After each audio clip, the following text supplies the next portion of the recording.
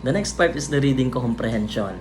Okay, for me, ito talaga yung pinaka-challenging part nung nag-take ako ng QWE in our times, no, noong 2021, because this bibigyan ka ng mahabang phrases or yung paragraphs about a story or a part of the story, and then you have to read it all and you have to identify only one or two items about that paragraphs. So time consuming, and then mahaba yung babasahin mo, kailangan mo matukoy yung main idea, but yet isa o dalawang items lang ang about doon sa paragraph.